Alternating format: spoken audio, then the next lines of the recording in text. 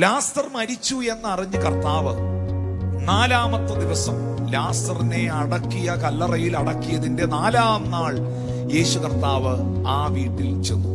ആ ഭവനത്തിൽ ചെല്ലുന്ന സമയത്ത് നമുക്കറിയാം, നല്ല അംശം തിരഞ്ഞെടുത്ത ആ മറിയം വാസ്തവമായിട്ടും വളരെ പിണങ്ങി മാറിയിരുന്ന, ഇറങ്ങി വരാതിരുന്ന ഒരു സാഹചര്യം അവിടെ ഉണ്ടായിരുന്നു. മാർത്തയാണ് യേശുവിനെ വന്ന് റിസീവ് ചെയ്തത്, സ്വീകരിച്ചത്. അപ്പോ ഈ മാർത്ത യേശുവിനോട് പറയുന്ന ഒരു സ്റ്റേറ്റ്മെന്റ് ഉണ്ട്. നിങ്ങൾ യോഹന്നാന്റെ സുവിശേഷം 11-ാം അധ്യായത്തിലേക്ക് നോക്കിയാൽ മാർത്ത പറയുന്നുണ്ട്, കർത്താവേ, നീ ഇവിടെ ഉണ്ടായിരുന്നെങ്കിൽ എന്റെ സഹോദരൻ മരിക്കുകയില്ലായിരുന്നു. ആ വേർഡ് നിങ്ങൾ ശ്രദ്ധിച്ചോ? കർത്താവേ, നീ ഇവിടെ ഉണ്ടായിരുന്നെങ്കിൽ എന്റെ സഹോദരൻ മരിക്കുകയില്ലായിരുന്നു. എന്നിട്ട് അടുത്ത വാക്കിൽ പറയുന്നു, ഇപ്പോഴും നീ ദൈവത്തോട് എന്തപേക്ഷിച്ചാലും പിതാവ് നിനക്ക് തരുമെന്ന് ഞങ്ങൾക്കറിയാം. അവളോ ലാസറിന്റെ പുനരുത്ഥാനത്തെ കുറിച്ച്, അല്ലെങ്കിൽ കല്ലറയിലുള്ളവർ ദൈവപുത്രന്റെ ശബ്ദം കേട്ട് പുനരുത്ഥാനം ചെയ്യുന്ന, ഉദ്ധാരണം ചെയ്യുന്ന ആ നാഴികയെ കുറിച്ചാണ് മാർത്ത യേശുവിനോട് പറയുവാനിടയായത്. അപ്പോ അവിടെ ഒരു സംഭവം നിങ്ങൾക്ക് മനസ്സിലാക്കാൻ കഴിയുന്നത്, ആ സഹോദരി യേശുവിനോട് പറയുകയാണ്, ജീപ്പാസെ ആ വാക്യം ഒന്ന് വായിച്ചേ.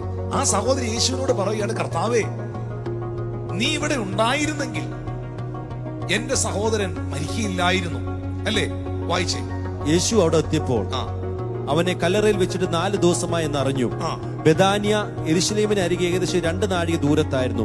മാർത്തയും മറിയയും സഹോദരനെ കുറിച്ച് ആശ്വസിപ്പിക്കേണ്ടെന്ന് പല യഹൂദന്മാരും അവരുടെ അടുക്കൽ വന്നിരുന്നു. യേശു വരുന്നു എന്ന് കേട്ടിട്ട് മാർത്ത അവനെ എതിരേൽപ്പാൻ ചെന്നു. മറിയോ വീട്ടിലിരുന്നു. മാർത്ത യേശുവിനോട്, കർത്താവേ, നീ ഇവിടെ ഉണ്ടായിരുന്നുവെങ്കിൽ എന്റെ സഹോദരൻ മരിക്കുകയില്ലായിരുന്നു. 21-ാം വാക്യം, യോഹന്നാൻ 11:21, കർത്താവേ, നീ ഇവിടെ ഉണ്ടായിരുന്നെങ്കിൽ എന്റെ സഹോദരൻ മരിക്കത്തില്ലായിരുന്നു. 22-ാമത്തെ വാക്യത്തിൽ ഇപ്പോഴും സഹോദരി പറയുകയാണ്, ഇപ്പോഴും നീ ദൈവത്തോട് എന്ത് അപേക്ഷിച്ചാലും, even now whatsoever you ask to God, God will give it thee. നീ ഇപ്പോഴും എന്ത് ദൈവത്തോട് പറഞ്ഞാലും, നീ ഇപ്പോഴും ദൈവത്തോട് എന്ത് അപേക്ഷിച്ചാലും ദൈവം നിനക്ക് തരുമെന്ന് ഞാൻ അറിയുന്നു. അപ്പോ 23-24 വാക്യങ്ങളിലേക്ക് വരുമ്പോൾ യേശു അവളോട് പറയുന്നുണ്ട്, നിന്റെ സഹോദരൻ ഉയർത്തെഴുന്നേൽക്കുമെന്ന്. നിങ്ങൾ ശ്രദ്ധിച്ചോ? അത് നിന്റെ സഹോദരൻ ഉയർത്തെഴുന്നേൽക്കുമെന്ന് യേശു അവളോട് പറഞ്ഞു. 24-ാമത്തെ വാക്യത്തിൽ മാർത്ത അതിന് യേശുവിനോട് മറുപടി പറയാണ്, അതേ കർത്താവ്, എനിക്കത് അറിയാം. പണ്ട് ബൈബിൾ ക്ലാസ്സിൽ ഞാനും ഉണ്ടായിരുന്നു.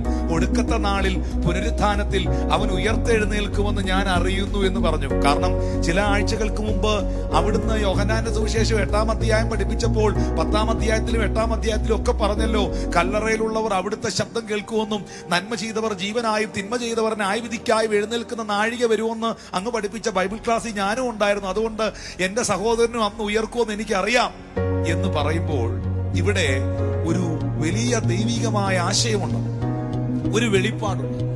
മാർത്ത പറയുകയാണ്, ഗുരു, ഇന്നലകളിൽ നീ എന്റെ വീട്ടിൽ വന്നിരുന്നെങ്കിൽ എന്റെ സഹോദരൻ ഒരത്ഭുത സൗഖ്യം പ്രാപിച്ചേനെ.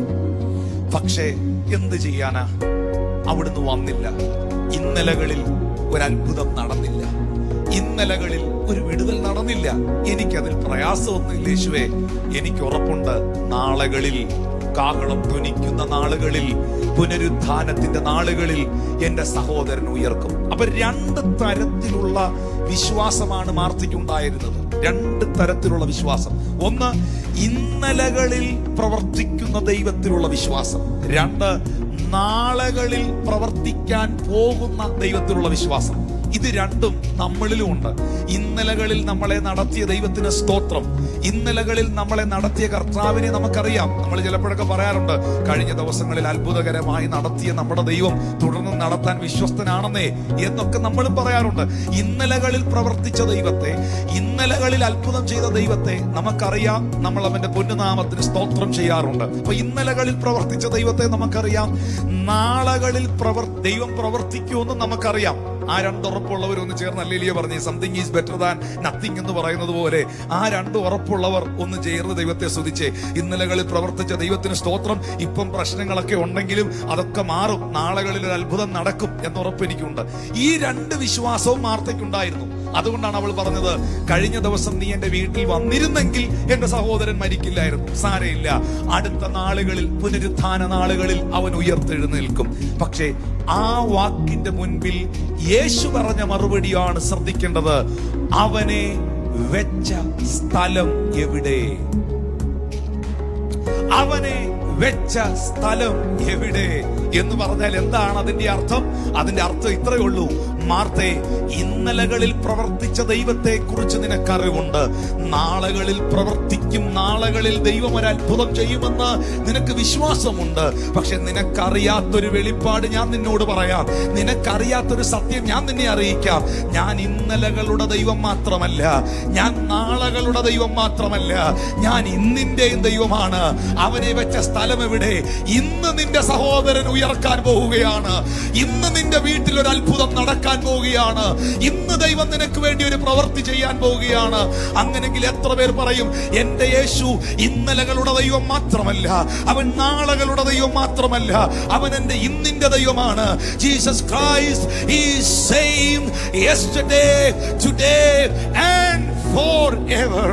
യേശു ക്രിസ്തു ഇന്നലെയും ഇന്നും എന്നേക്കും മാറ്റമില്ലാത്ത ദൈവം. അതുകൊണ്ട് ഇന്നലകളിലല്ല നാം ജീവിക്കേണ്ടത്, നാളുകളിലല്ല നാം ജീവിക്കേണ്ടത്. നമ്മുടെ ഇന്നുകളെ അത്ഭുതകരമായി നടത്തുന്ന ഒരു ദൈവമുണ്ട്. അതുകൊണ്ട് ആ കൈകളൊന്ന് ഉയർത്തിപ്പിടിച്ചേ. പരിശുദ്ധാത്മാവിന്ന് ആ നിയോഗം തരുമ്പോൾ പ്രിയ ദൈവമക്കൾ കൈകൾ ഉയർത്തിപ്പിടിച്ചേ. എന്നിട്ട് പറഞ്ഞേ, യേശുവേ, ഇന്ന് ഈ വചനം കേട്ടോണ്ടിരിക്കുമ്പോൾ ഇന്നിന്റെ ദൈവമേ, ഇന്നലകളിൽ എന്നെ നടത്തിയ ദൈവത്തിന് സ്തോത്രം. നാളുകളിൽ അവിടുന്ന് കരുതുമെന്ന വാഗ്ദത്വം എനിക്കുണ്ട്. പക്ഷേ നീ ഇന്നലകളുടെ ദൈവം മാത്രമല്ല, നീ നാളുകളുടെ ദൈവം മാത്രമല്ല, നീ ഇന്നിന്റെയും ദൈവമാണ്. നീ ഇപ്പോഴും എന്റെ കർത്താവാണ്. നിനക്കിപ്പോഴും പ്രവർത്തിപ്പാൻ കഴിയും. ഒരു സെക്കൻഡ് മതി കർത്താവെ അങ്ങയ്ക്ക് അത്ഭുതം ചെയ്യുവാൻ. ഒരു സെക്കൻഡ് മതി കർത്താവെ അങ്ങയ്ക്കൊരു വിടുതൽ അയക്കുവാൻ.